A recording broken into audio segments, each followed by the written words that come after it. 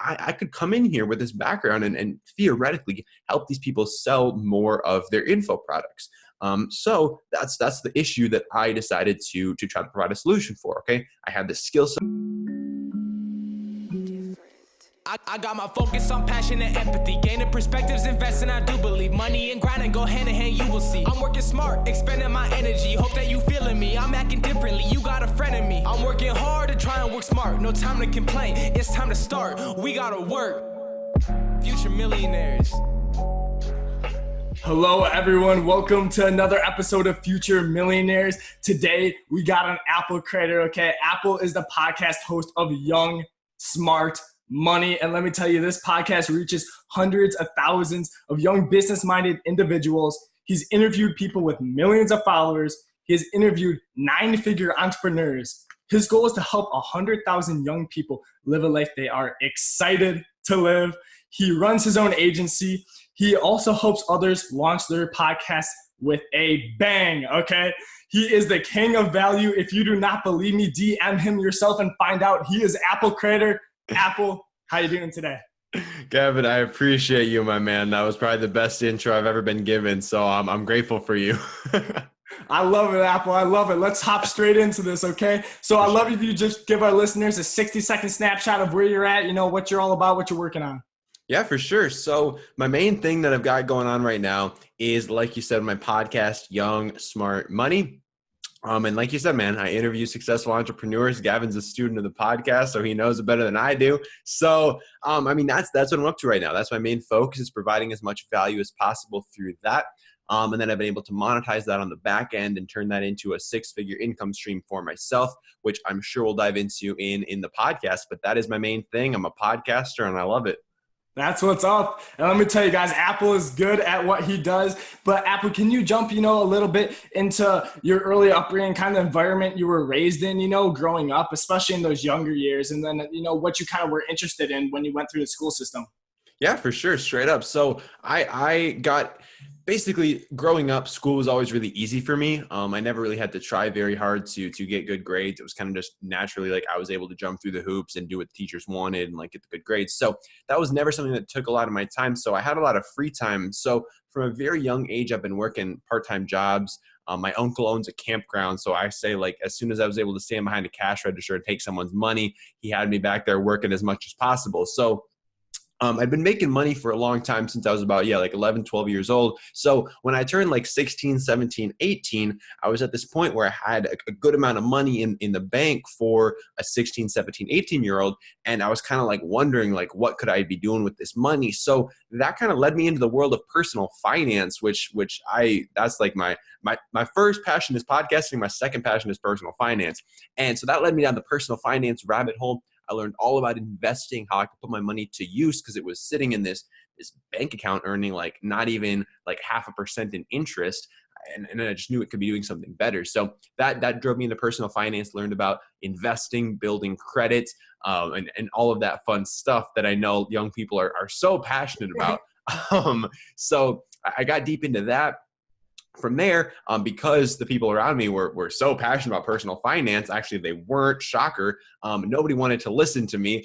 Nobody listened to my personal finance stuff that I was trying to teach them. So I ended up going to YouTube, basically just as a creative outlet to be like, well, nobody wants to listen to me about personal finance. Everyone's like, I'm 18 years old, chill out. I don't need to think about a Roth IRA.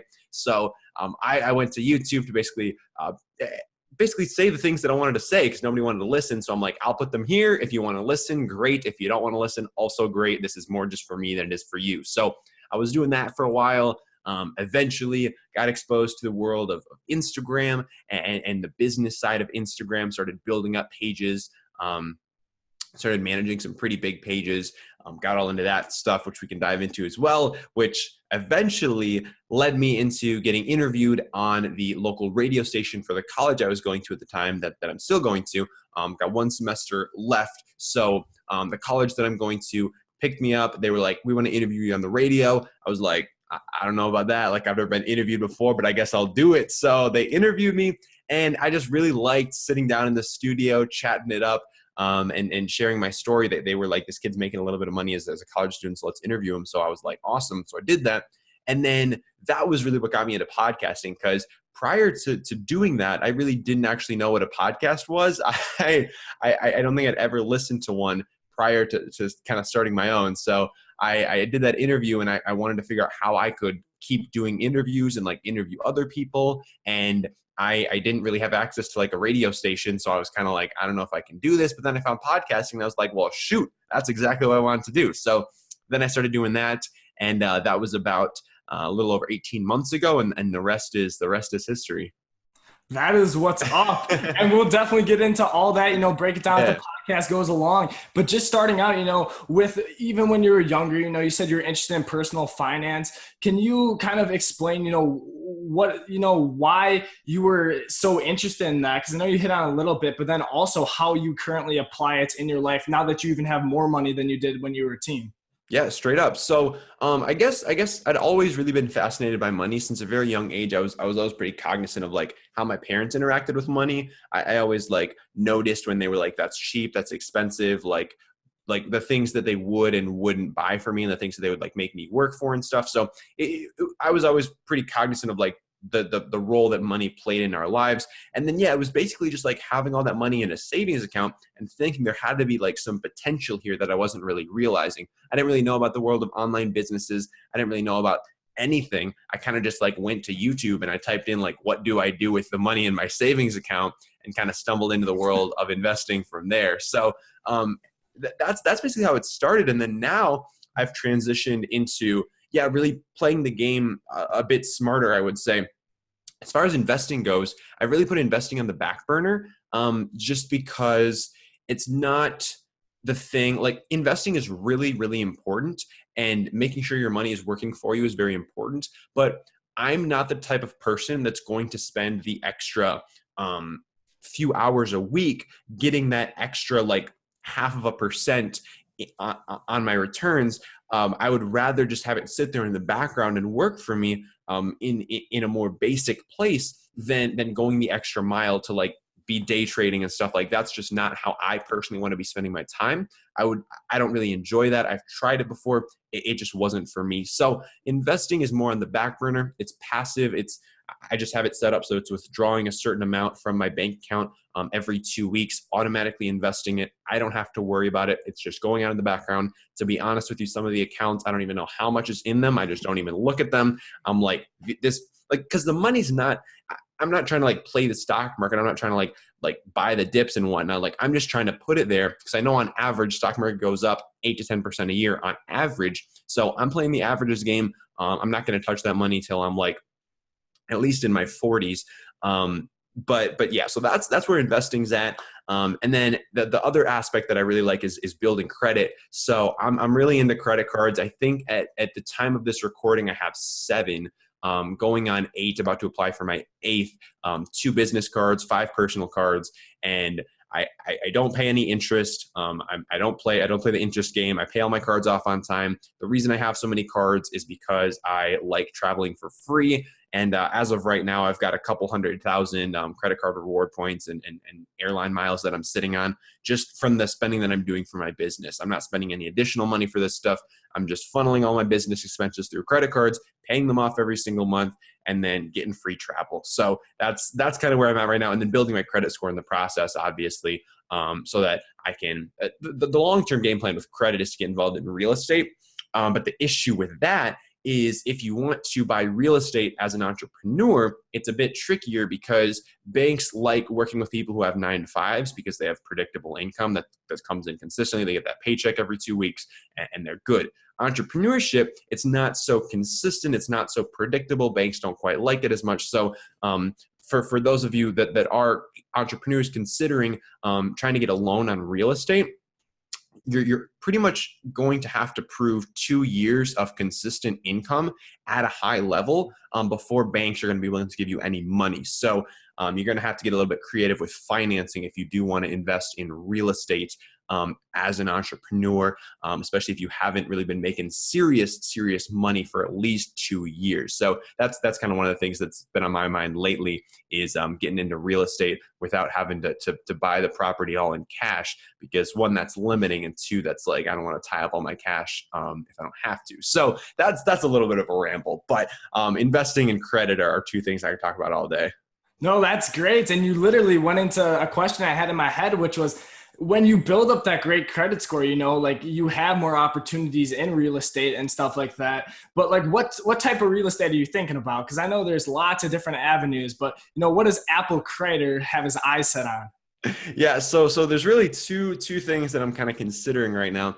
The first of which is getting some kind of multifamily and doing house hacking, which if you guys aren't familiar, basically house hacking is like you buy like a 4-unit building. I would live in one of them and I'd rent out the other 3. Theoretically, the rent on the other 3 would be enough to pay the mortgage and any of the taxes and fees and whatnot associated with the property. So I'd basically be living there for free and potentially even getting paid to live there if the property worked out right. So that's one of the options. The other option that I'm thinking about is putting together some kind of like entrepreneur house. I don't know if you guys are familiar with like Ricky Gutierrez. There's a lot of guys lately, the guys over at Digitalism.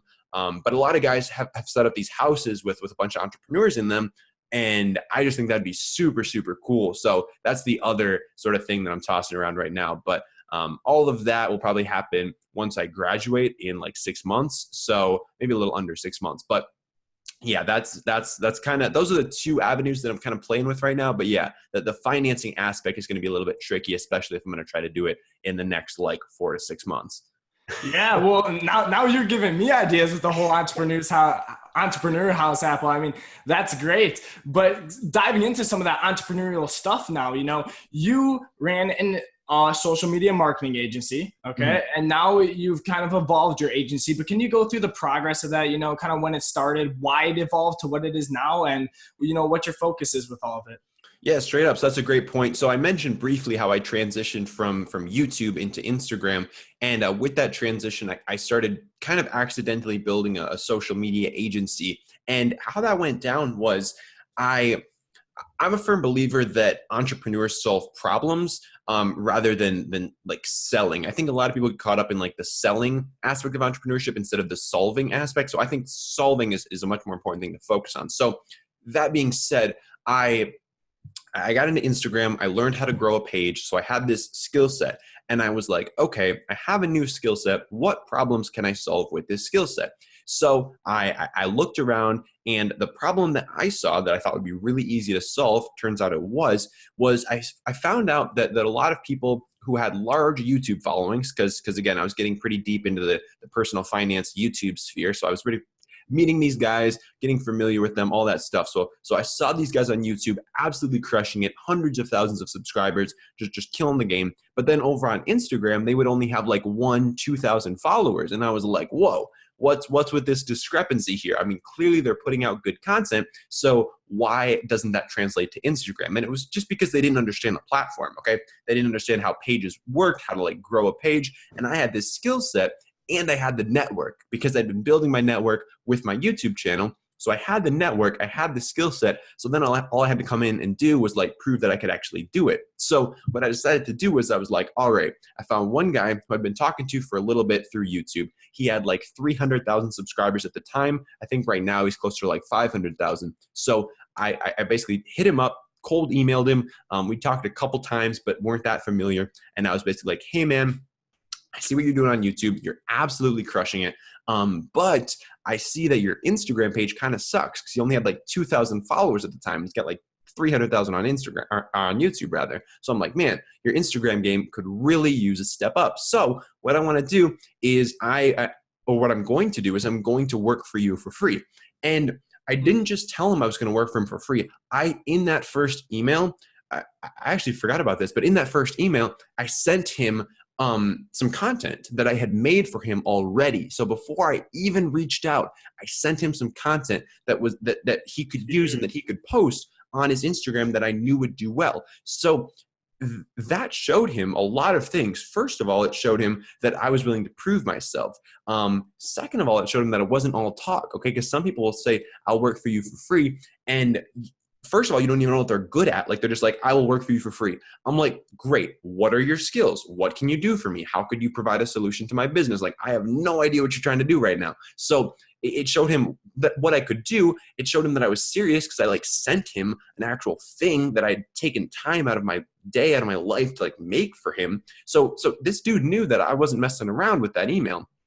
And later, he actually told me that he was getting hit up by at least a dozen people a week asking to manage his social media for him. And he said no to all of them. But I stood out because I offered to work for free, and I sent him something like a physical thing in that very first email. So all that being said, I started working for him for free, worked for free for about 2 weeks, at which point he started paying me because, and this is why I think working for free is such a good thing, guys, because I proved myself and he saw the value that I was providing to his business, okay? He saw that value and he did not want to lose that value because he's like, okay, you're providing good content. This is helping me grow my page, which it was. I want to keep you around, so I'm going to start paying you so that I don't lose you to somebody else who sees you and picks you up. So started getting paid from him. That same week, he referred me 2 other clients who started paying me a decent amount of money. And within that first month of working for free, I'd already made something like $3,000-$4,000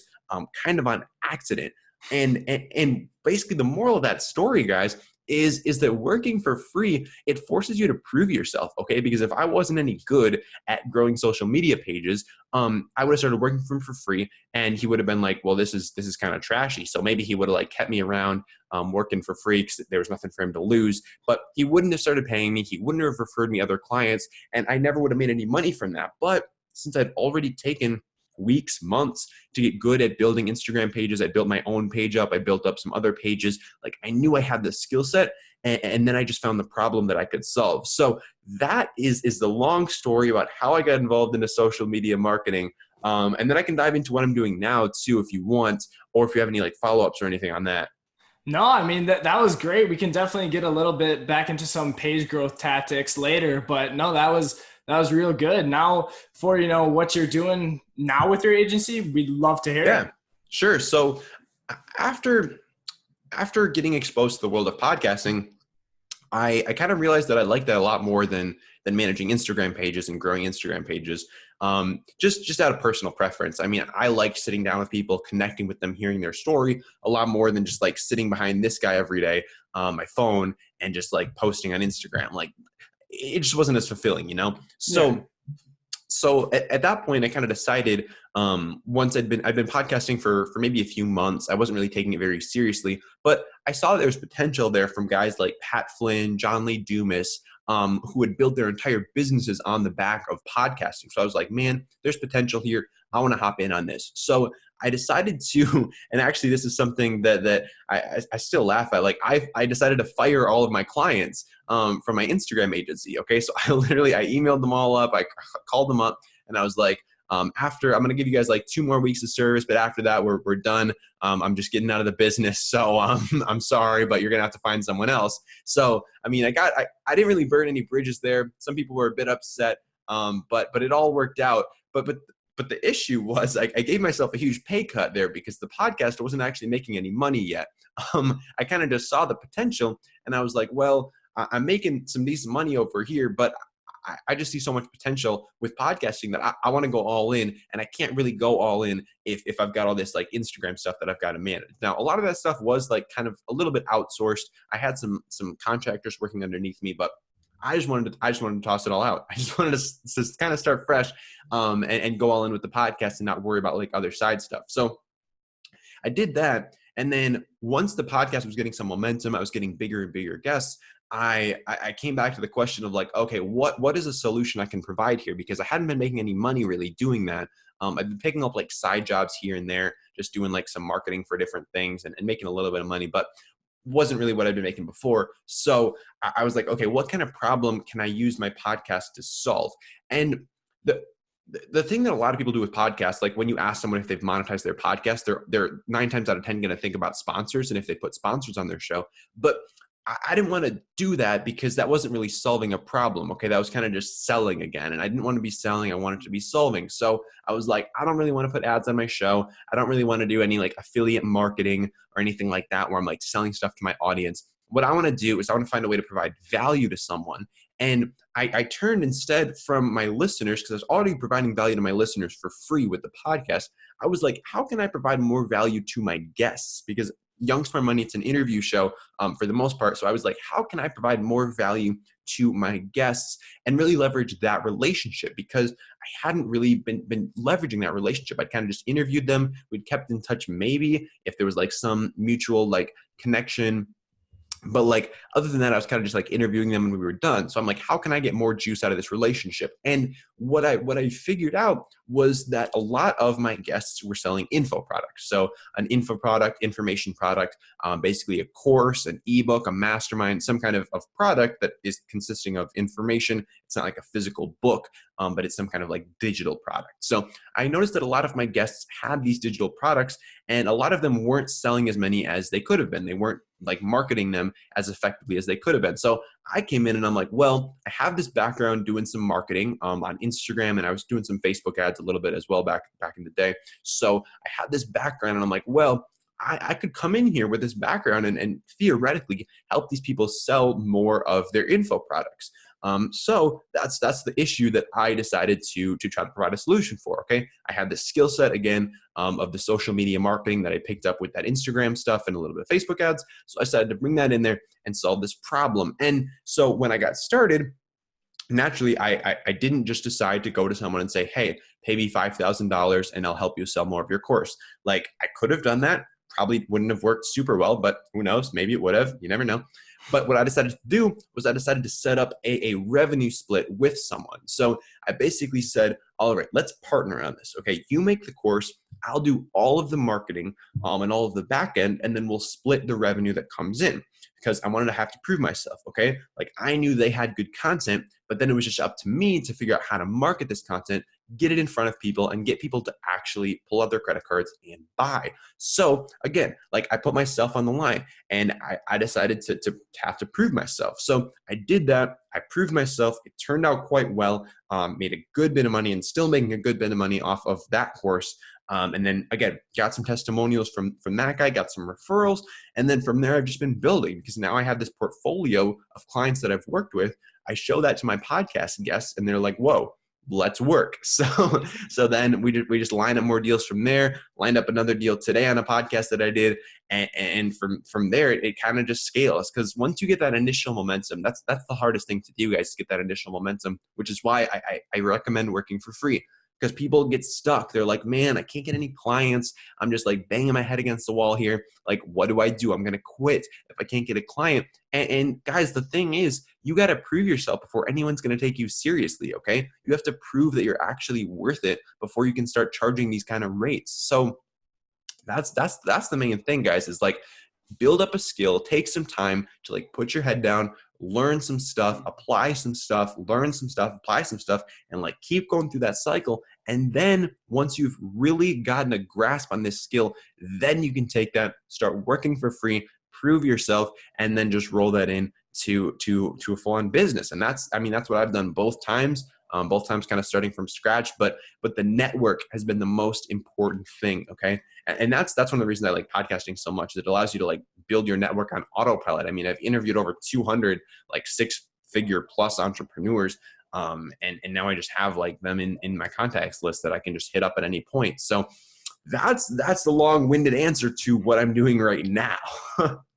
No, that's all great. And I believe it's Russell Brunson who said beginners monetize the front end, experts monetize the back end. And you guys can see Apple is taking this and really monetizing the back end, which is yielding him in the short and long term a bigger return on his time, on his investment, than he would be if he were running ads on his podcast and filling them up with 15 minutes worth. He'd still be making more money doing this, most likely. So it's definitely a great, young, smart way to do it. So I had to do it, Tom. But so yeah, it's something that you guys should definitely take points out. Go back through that, rewind it if you got it, because he gives a lot of good points there. And one thing too that he said that's key that I wanted to jump a little more into here is he said that you want to build a valuable skill and then you want to go to the market with it. Same thing. I want to kind of get your opinion on that with personal brands too, because I see a lot of people building personal brands, but they don't really have a point of why they're doing it. 100%, man. I mean, a lot of guys see these guys like Gary Vaynerchuk, Grant Cardone, and they're like, I want to be like them, so I'm going to do what they're doing.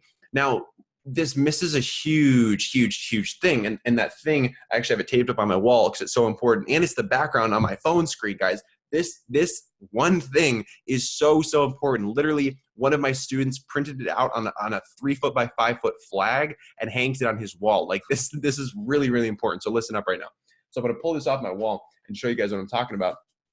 So it's this graph, okay? I don't know if it's going to show up very well on the video. If you're on the audio, I'll do a good job at explaining it. But basically, what this graph shows you, it's got, so on the y-axis, we're looking at memory and we're looking at effect, okay? And on the x-axis, we're looking at time. So what this graph basically says is that in the short term, your memory of an action that you take is very high. So if I go to the gym today, I'm going to remember that. I mean, it's fresh in my mind. Obviously, I went to the gym. But the effect that going to the gym has is not going to impact me right away. I'm not going to like walk out of the gym looking like Arnold Schwarzenegger, like super buff and stuff. Like it's not how that works. It takes time for that effect to set in, okay? Same thing happens in business, okay? The actions that I'm taking right now are not the actions that brought me to the place where I am right now. As you guys saw from my story, I was not podcasting the whole time. I was not running my agency that I'm running right now the whole time. Like I started off on YouTube, and that foundation that I built on YouTube is the foundation that brought me to where I'm at now. This stuff that I did on Instagram is the stuff that brought me to where I'm at now. Like the results that I'm getting today are not based on the actions that I'm taking today. They're based on the actions I was taking 6, 12, 18, 24 months ago, okay? And the same thing goes for guys like Gary Vee, guys like Grant Cardone. They have been doing things for so long that people just completely look over. I mean, like Gary got started on YouTube, whatever, like over a decade ago. And people just forget about that, okay? People just forget. They think he's always been this like omnipresent guy across all social media, across YouTube, Instagram, LinkedIn, Twitter. Like they just think that's how it's always been. And that's not how it's always been, okay? He spent so much time like just making videos on YouTube about wine, okay? And that whole time he was like learning about the social media game, building up his credibility, all this stuff. To now, he's able to have this team of whatever, like 15, 20 people just working on his personal brand. And when you go out there and try to replicate Gary Vee, you're going to fail because you don't have 15 to 20 people working on your personal brand, okay? Like neither do I, neither does Gavin. We don't have that. So we can't try to do the same things as Gary Vee and Grant Cardone, okay? We have to be more focused, okay? Gary Vee was super focused on YouTube, making wine videos. You need to be focused today if you want to get to that point tomorrow, okay? Because again, the effects of your actions are not going to show today. They're going to show in years from now. So you need to be thinking about the long term and making sure that you have that long-term approach. Again, I'm not somebody who's going to wait my whole life to like live it up. Like I'm trying to live it up today. Like I spent the entire month of July just traveling. Like I went to music festivals. I went to the backwoods for a week. I went to freaking Colorado. I went to Atlantic City. Like I was doing everything last month, and I wasn't like stressed about it. I didn't feel guilty about it. It's all about like having that long-term approach, but also enjoying today, because I mean, dude, you never know. I could get hit by a bus tomorrow, and like that would suck, but like I would want to have lived a good life. Like I'm not the type of person that's going to tell you like throw all your money in a Roth IRA, forget about it till you're 65, you know? You have to have that long-term approach, but also be enjoying today. So back off my tangent to like the personal branding thing. I think it's really important to have some perspective and realize that the people that you see that are killing it with personal branding have been building their foundation, building a real business for a long time. And if you're just trying to build a personal brand to build a personal brand, that's stupid. Okay. That's objectively stupid. If all you're doing is like making some little like vlog videos on your iPhone and putting them on your story every day, that's stupid. There's nothing there. Like you don't like people giving business advice that don't have a business. I'm like, what is this? Like, but the stupid thing is, man, I was one of those people. Like, I'll be the first to admit I was one of those people like 18, 24 months ago. Not really on social media, but I mean, I just didn't really have any perspective on what went into like building an actual business, because there's a huge distinction between like a social media business and like a real business. And it's just night and day. So that being said, if you want to build a personal brand, one, I just wouldn't recommend it. There's so many better avenues to go down at this point. I mean, everyone's trying to do a personal brand. And if everyone's going one direction, I'm going to be the first person to go the opposite direction. So I think there's so many better routes for you to go down. And I think learning a valuable skill is really what you guys should be focused on, to be honest. Like once you have that valuable skill, and like, look at me, man, I haven't posted on my Instagram account in like 3 months. Like I'll toss stuff in the story sometimes just for fun if I'm like out and about or something, but like I haven't posted on my Instagram feed in probably like over 3-4 months. So it's not at all essential. Okay, it's not at all essential to having a successful business. And the thing is, like, maybe once my business has really gotten off the ground, maybe once it's at like that 6-figure a month mark, maybe then I'll decide to get back into social media. Who knows? For now, it's not important to me, and it has no relation to the amount of money that I'm making or the ability of my business to scale, because that's all done through my podcast. And my podcast, it doesn't require me to be on social media. So that's the gist of that. I would say skip the personal brand for now and go all in on learning a valuable skill. And I mean, if your skill sort of leads to you growing that personal brand in the background, great. Like my podcast, it kind of just passively grows my personal brand because more people listen to the show, more people know who I am, more people go to like my socials and stuff, but I'm not actively doing that. Okay. It's just kind of happening in the background. And yeah, I mean, valuable skill is number one. Personal brand is like number 3,000. Like, don't worry about that right now. Yeah, totally. It kind of reminds me, I literally just thought of this analogy. If you're building a quote unquote personal brand without a valuable skill, it's kind of like trying to punch a Hulk, which is the marketplace, without muscles. Like you're not going to get much done. You know, you're not going to go anywhere. But once you start building your muscle, you're going to start building progress, which is that valuable skill.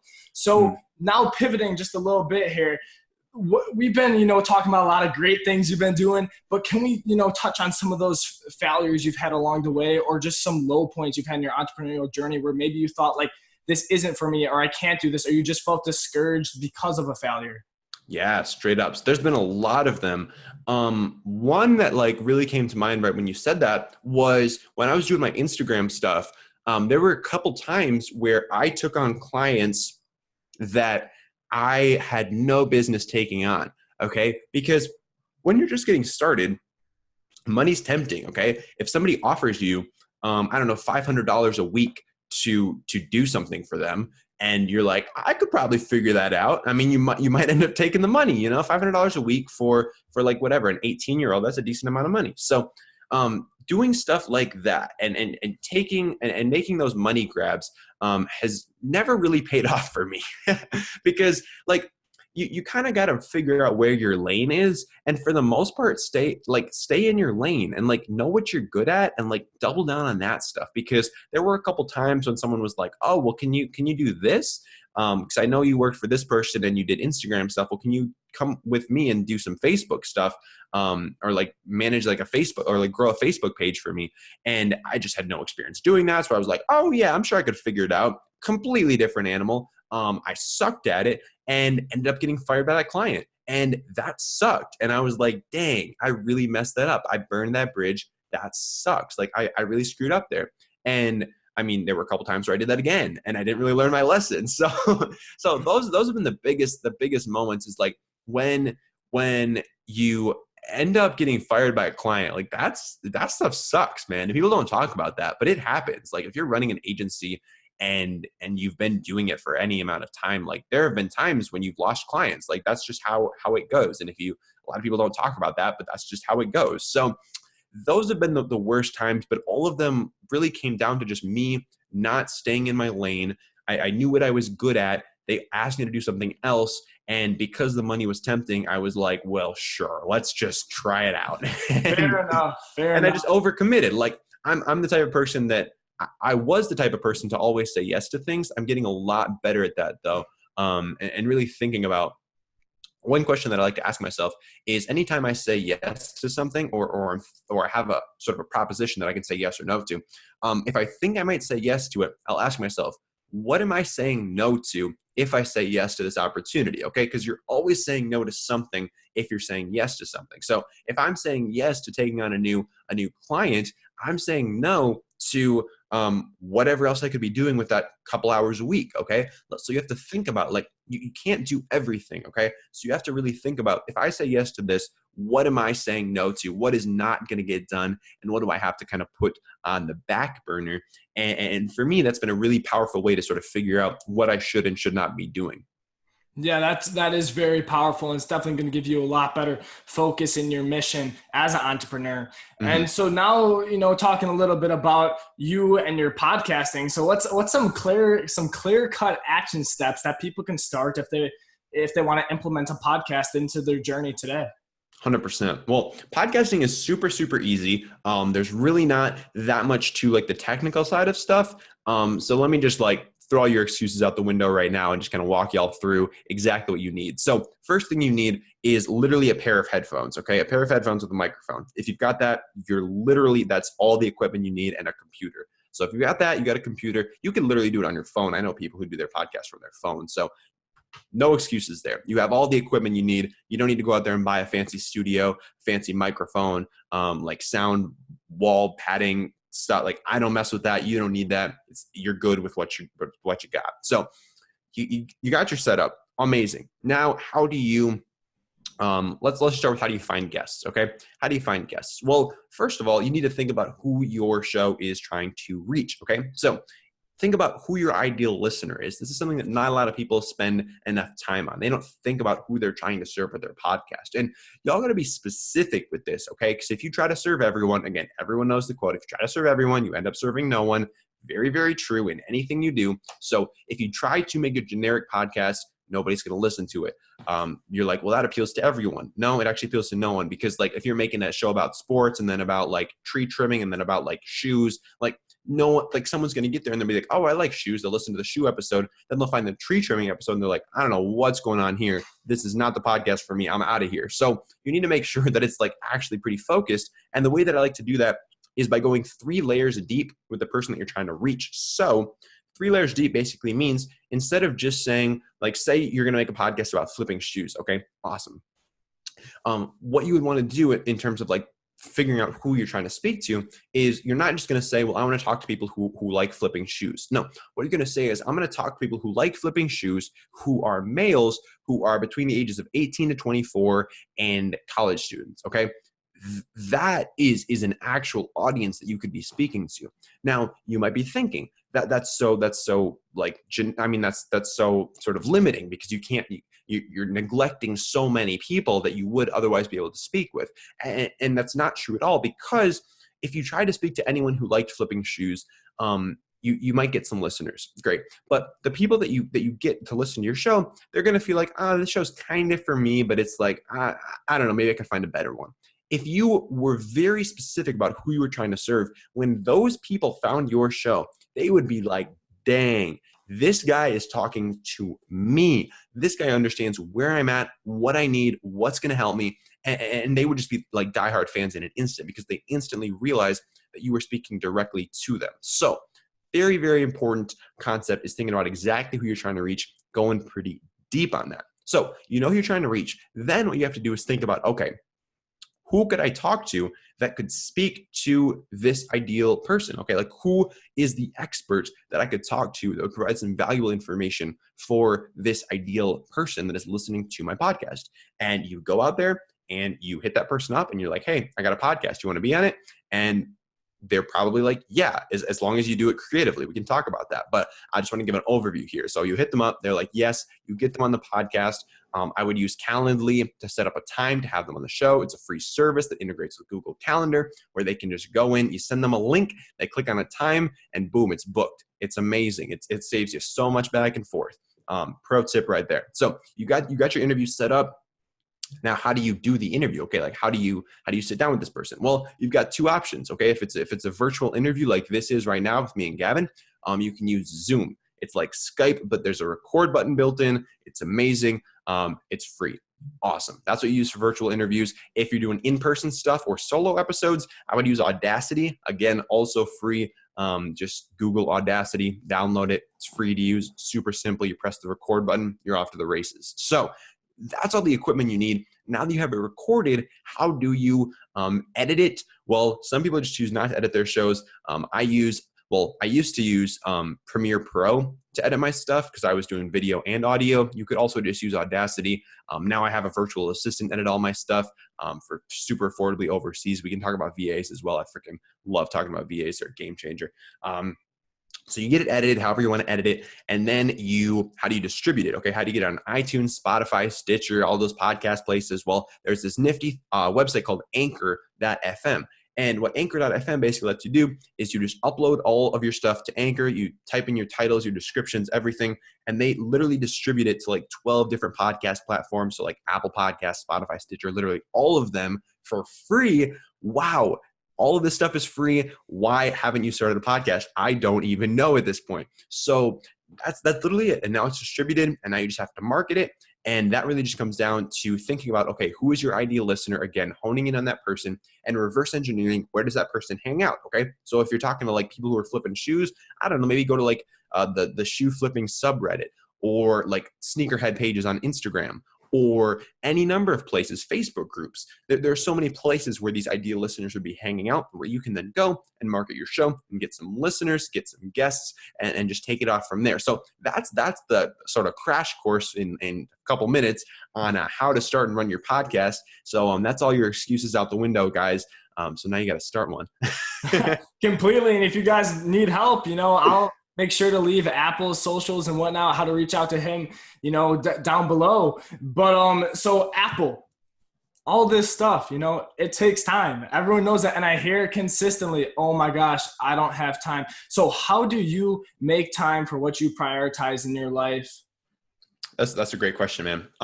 And it's not easy. Like people are right. Like I don't like the saying though. I don't like it when people say they don't have time, because I call BS every single time. We all got 24 hours. It's just a matter of what you're using that time for. And yes, certain people have certain obligations that are going to take up chunks of their time. I understand that. Okay.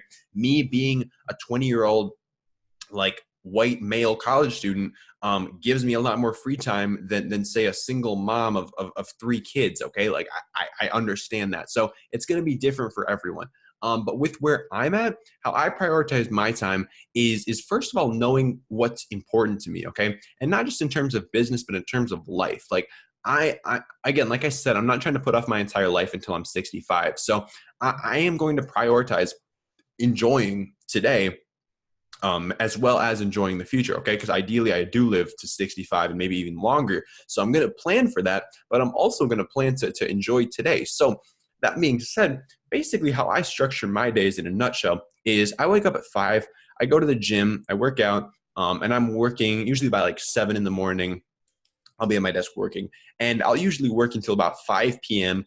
if I'm going to spend time with my girlfriend at the end of the day, which I like to do. So I'll usually work from about 7 to 5 if I'm going to spend time with her. If I'm not, then I'll usually work from like 7 to 10 p.m. And just keep working because that's what I like to do. So that's the general way that I structure my day. And I can do that because now, my podcast is bringing in enough money that I don't have to have a job or anything. So if that's not the case for you though, what I and how I structure all of that time, because like that was just like a 10-hour time block. Like, what do I do? Do I just like sit at my computer and like stare at it? Like I got to have some kind of structure there. So what I like to do is, and Gavin knows this as well, man. He's a firm believer in the daily plan of attack. So what the daily plan of attack is basically at the end of every day. I live by this Jim Rohn quote that is, don't start your day until it's finished, okay? And what Jim Rohn means by that is he means do not go into a day without having a full plan of attack for what you're going to be doing that day, okay? So at the end of every day, I sit down and I have this nifty little book right here that I actually just bought because my old one ran out of days in August. So I've got this nifty book right here that I use to make note of what I want to do the next day. So every night I'll make a 3-item checklist, okay, of the 3 needle moving things that I could do that next day to make that day a success. Okay. Like, what are the 3 big things that I could get done that would make that day a success, that I could like look at it and be like, dang, I really accomplished stuff today. Like, I moved the needle in whatever I'm trying to move the needle in.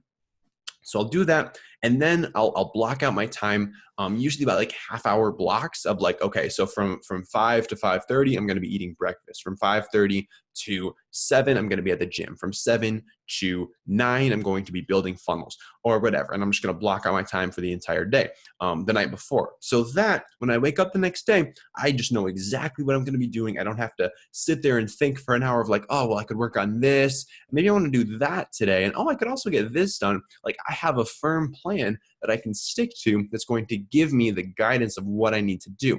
Now, do I sometimes stray from that? Is it sometimes flexible? Absolutely. Today, just before this interview, I had some flexibility because I got a crazy amount of new ideas. I was on this phone call with this guy that was, I scheduled it for 20 minutes, ended up going probably like 30, 35 minutes because this dude's a freaking genius.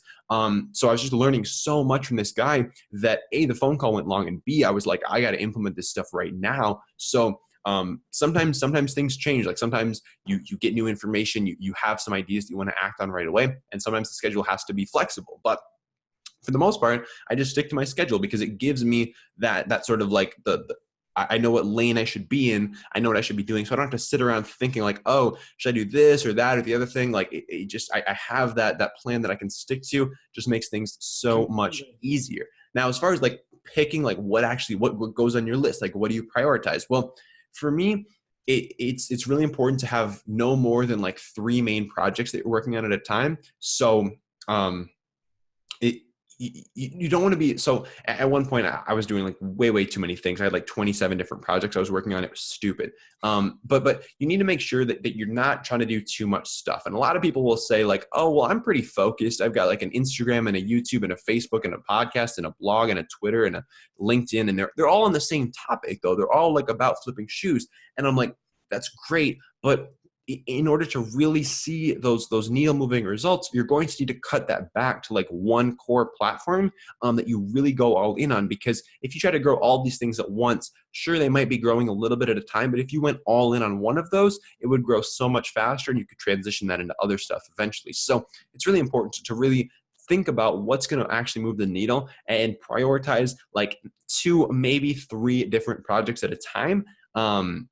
Yeah, and that's sort of how I figure out like what's actually going to go on my daily plan of attack. Truth right there. So one thing too that Apple, touched on throughout that was he spoke about, some people when they hear working from 7 to 10, they might be like, oh my gosh, like this guy's crazy. Like, why would he do that? But if you listen closely, you realize he said he enjoys it. Okay. And one way, and this is a little bit of an assumption, but Apple's going to get to clear it up here. I'm assuming why he enjoys it more is because he's removed a lot of those menial tasks with, outsourcing. So I'd love for him to kind of talk a little bit about how he's removed some of the outsourcing. And then on top of that, if there's anything that you're still struggling with in your business that you haven't found a way to outsource, or you just have to do yourself that is, kind of a pain point or a struggle for you. 100%. So one thing that I also want to clarify is like, I'm not working 7 to 10 every single day of the week. I mean, like I said, guys, I just took like 3 straight weeks of vacation. And yeah, I was doing a little bit of work on those vacations because a lot of them I was traveling with like business partners and just like friends that I'd met through the podcast.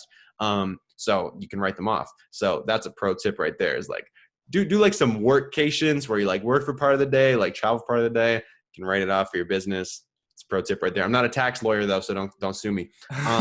But so yeah, I'm not doing that every single day of the week. But I do really enjoy it. And yeah, a lot of that is because I have gotten a lot of the menial stuff off of my plate. And a tool that I really like to use that I'm not sure where I got it. I like to give people credit when I use their stuff, but I don't remember where I got this. It's basically, I'm going to put this on my wall actually. But it's a funnel. Okay. So it's a funnel. It's called the 4 Ds. Okay. I don't know if that's what it's actually called, but that's what I call it. So it's called the 4 Ds. And basically how the funnel goes, I'm going to have to draw it out so I don't mess it up here. But anytime that I have like a task that I need to do, I run it through this funnel. Okay. And basically how the funnel goes, the first step of the funnel is destroy. Yeah. destroy. Okay. So the first step of the funnel is destroy. And basically how I use this funnel is like, okay, I have a task that I need to do. Okay. I need to send email follow-ups to everyone that I interview on my podcast. That's my example task that I need to do. Okay. So I have to do this thing. It's a thing that so maybe has to be done for my business, quote unquote, has to be done for my business. Okay. So the first thing that I ask myself in this 4Ds funnel is, can I destroy it? Okay. Can I just stop sending follow-up emails to my podcast guests? Could I just stop doing it? Is that feasible? Well, maybe. Okay. What would happen? I would probably not have as meaningful of connections with the people on my show. They'd probably be less likely to promote the show. But it wouldn't be the end of the world. Okay. So potentially if I needed to, I could destroy it. Let's just say that I don't want to destroy it. Okay. Let's just say that I want to keep it because I want to continue that relationship with the guests. Okay. So if I don't destroy it, can I then delegate it? Okay, that's the next D. Okay, if you can't destroy, then you go to delegate. Okay, so if I'm not going to destroy it, can I find someone else to do it? Okay, can I find some person, some system, something to take it off of my plate, but ensure that it still gets done? And in that case, I absolutely can, and I absolutely have. Okay, so all of my podcast guests get a follow-up email sent by a virtual assistant. Okay. After every interview, I have a virtual assistant go in there and within 24 hours sends them an email, basically just recaps the interview, sends them some additional information about my business and all that good stuff. And that has been delegated. Okay. So that's off my plate. I don't have to do it anymore. Let's just say for some reason I didn't want to delegate it though. The next D is to delay. Okay, so I ask myself, okay, does this need to get done right away or can it wait? With that, you probably can't delay it because you want it to go out pretty soon after you interview them so they remember who you are and it's still fresh on their mind. So I wouldn't delegate it there or delay it there. But then the last D is to do it. Okay, so if I couldn't destroy, I couldn't delegate, I couldn't delay it, then you just do it. Okay, then you just do it right there on the spot and you get it done. So that's kind of the funnel that I like to run my decisions through, just because it helps me get some clarity. I'm like, okay, how can I take as much stuff off of my plate as possible so I can focus big picture on like really moving the needle and like get this other stuff off my plate. So I've outsourced like my emails, I've outsourced all my podcast editing. My entire YouTube channel is automated. I never even log on to that, but it still brings in some money every month. So that's kind of cool. So that's automated. I've got like a little like, I don't even know how to describe it, but it's kind of like I'm drop shipping a service and that's pretty much all automated. And that's for podcasting, podcast editing. It's a whole, dude, we could dive into that in a whole nother time, but basically it's kind of like a side project that I'm working on, but I'm drop shipping service. And the service is podcast editing. So for people who want to get their podcast edited cheaply, I have a VA that edits podcasts and I basically drop ship her service in that, like with drop shipping, you know, you like collect the money and then you buy the thing. Yeah. So it's basically like that but for podcast editing. So that's kind of a side thing that I'm working on right now. But that's totally outsourced. I don't really do anything with that. So yeah, I have a lot of stuff that's outsourced. Like I have a bunch of like Facebook groups that are kind of on the back, like not even mine. They're just clients' Facebook groups that I manage for them. I do a lot of that too. Like I'll take on a client to do, I'll do like some menial work for a client and I'll just outsource that right away. So I don't even touch it. They're paying me whatever, $100 a week. And I'm turning around and paying a VA $5 a week. And I'm just pocketing 95 for doing nothing. So, I mean, that's a whole nother thing. Once you have the connections, like you can find stuff like that to do left and right where you're just like arbitraging like VAs. I mean, yeah, no, that's the smart money right there. There you go. Exactly. So, you know, we're getting closer to the end, but I'd love for you to do a quick rundown. You know, you've already touched on some of your habits, but just anything that kind of you think gives you an edge in your own just clarity, which helps you develop your business or just business in general. Yeah. So recently, one thing that I've been doing, which I have been terrible at in the past, is like just not like cutting the stimulation from my life. Like I always have music on. I'm always listening to music when I'm working. When I'm working, I've got my speaker on my desk. It's playing music. Like I'm always like have some kind of stimulation. If I'm like eating food, I'm probably listening to music. If I'm at the gym, I'm probably listening to music or a podcast. So I always have like a music or a podcast going on. But recently I've been like, man, I just got to like think more because like, you know, you can think when you're listening to music, but like when you just like cut off everything and you're just like sitting there in silence, like you can really think. Like I've been like driving around last night, I just turned the radio off. Like I just turned the radio, I turned all the music off and I was just like sitting in the car thinking. And there were a couple times where I was like, this is so weird. Like, where's the music? But like, I was just like, I would like catch myself, I'd like get deep into thought and I'd be like, where's the music? And I'm like, oh, I'm thinking, I don't need it. So like doing that has actually been, that's a really recent thing that I incorporated, but that's been super helpful as well. Cause I'm somebody who like really like overstimulates myself, just because I like need to be doing things or else I feel like I'm like not doing anything, which like whatever. But yeah, so taking time for self-reflection, to think, really, really important. It really helps you establish your focus too. And focus is one of the main things for me, because I mean, you can be successful with anything. You can't be successful with everything. So you kind of got to pick what you want your lane to be and stay in that lane. Okay. Get good at something and like go all in on that. Cause that's where the money's made. That's where you have that success. So that's the main thing, man. And then daily plans of attack, have really served me well. I've been doing those for probably close to a year now. And that really helps me a lot, in terms of just like staying on track and making sure I get stuff done. But other than that, yeah, it's cutting distractions, it's cutting those menial tasks, and it's really keeping your eye on the prize of really where you're trying to go. Well, that's what's up right there. So, we're wrapping it up now. I got one question I like to ask all my guests. Put you on the spot a little bit, but not really. It's just what is the biggest change you want to make in your life? Oh, man. Well, I mean, you said my mission in the very beginning of the episode, so I guess I'll come back to that, in that I want to empower 100,000 young people to live a life that makes them feel fulfilled and excited every single day. And that's the change that I want to leave.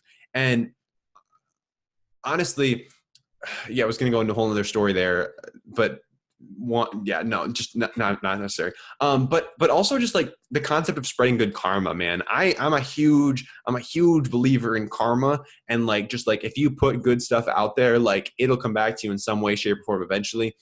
So I'm like, my motto is just like putting out as much good karma as possible, like helping other people wherever I can. Because that's the name of the game. And it's not about like what's going to come back for me. It's just about like knowing that I'm having a positive impact on someone, somewhere, doing something. Like that's what gets me going. And that's what I feel like life is about. It's about like making the world a better place for everyone else. Because if everyone else is just spreading good karma, then everyone's getting good karma, and just like the world's going around, So I'm just saying, like, go out there, spread some good karma, give someone a compliment, pay for the coffee in line behind you or something. Like, do something cool.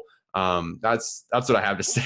No, that's what's up. I love that. Apple happy, you make other people happy. It just keeps going around, circulating that. There we go. So, you have been amazing today, Apple. Where can our listeners follow up with you at? What's the best places or place? Sure. So if they're not totally sick of me, the best place to go would probably be, I have a free podcasting mastermind, where you can hop in. It's just www.podcasting.group. Totally free to join. It's a Facebook group. I'm most active there. If you ask me a question in there, I'll get back to you in a short amount of time as possible. I'm on Instagram. I check it pretty infrequently, so you can find me at Apple Crider Official. Otherwise, my website, applecrider.com, has got a bunch of free stuff for y'all as well. So if you guys want any free stuff, head on over there, and that's all yours. So that's the best places. That's amazing. I'm sure you're going to get some people hopping over there, check them out after all this value. So thank you so much, Apple. I hope you have an amazing day, and it was great getting to talk to you on Future Millionaires. Same to you, Gavin. And that is a wrap. Thank you so much for tuning into today's show and taking one step closer to becoming that future millionaire. All I'm asking from you guys is that you please take the short amount of time to review this episode. And once you do that, take a screenshot, send it to me on my Instagram, which is Gavin Lero with a period in the middle. And I will be sure to repost that in my Instagram story, give you guys a shout out. Or if you post something about the podcast in your Instagram story, I will be sure to repost that, and there's a little something extra to that I think you guys will like that will be attached to my response to you in the DMs. So look forward to that. All you have to do if you're on iTunes podcast app is you just have to pull up the current episode you're listening to. You hit the purple Future Millionaires underneath the title of that episode. You scroll all the way down to the bottom past all the other episodes. Then you hit write a review, which is underneath, the 5 stars, the visual 5 stars. and you give it a title, a quick description, however amount of stars you think it's worth. Of course, I preferably would love 5. And then you hit send. And all you have to do after that is just know that I am very thankful. Guys, I really, really believe that this is a very powerful education tool for your growth, and I want you to succeed. So please also reach out to me on Instagram, which is Gavin.Lira, and I will be sure to answer any questions that you may have, or any ideas you want to bounce off me. I love to hear them. I love entrepreneurship, helping other people. So let's all succeed together, and you have an amazing day.